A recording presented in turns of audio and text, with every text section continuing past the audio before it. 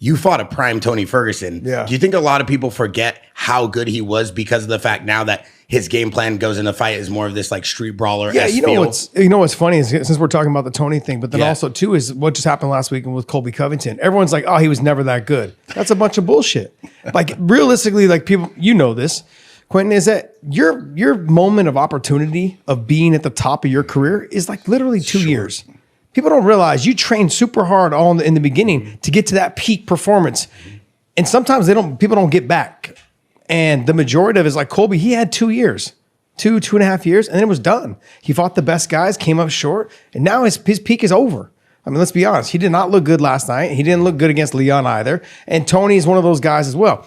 I was kind of where he's at now. When I fought him, I was 37, somewhere around there. He's now at that age where it's a downfall, man, especially in the lighter weights. Once the speed goes, it's hard to keep the consistency up and fighting the top level competition. But do you think his speed was making him so dominant for years, or is it his ability to? No, it's his mental. He's a mentally tough individual. I mean, I got a lot of respect for Tony. Yeah. Tony is a dog. Take a big shot. Used to be able to take a big shot. He take a lot of damage. He kept pushing forward. He was very unique to his grappling style. A lot of things that he could do. Like you look at like certain grapplers like Ty and Cade Ruotolo, right? Really good on the Darces and the Anacondas because of their body structure. I've always said this. John knows.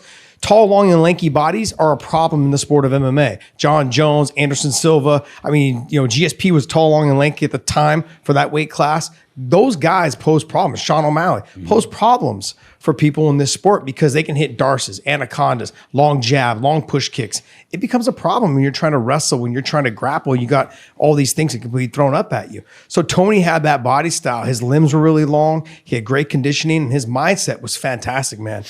Great mindset. Just John, he knows as well. He used to train at my gym, and people hated training with him because he only had one gear, and it was he would go 100%. He was crazy as far as I want to go as hard. It's like just learn the technique first and just take it slow. No, there was no. He was 100% going the entire time. That's just his mentality. What advice would you give him now, though, Tony Ferguson?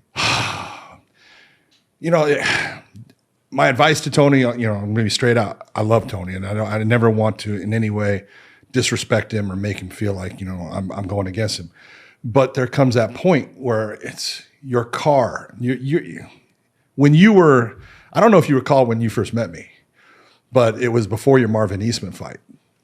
Okay, your first one. And King of the Cage? King of the Cage. Oh yeah,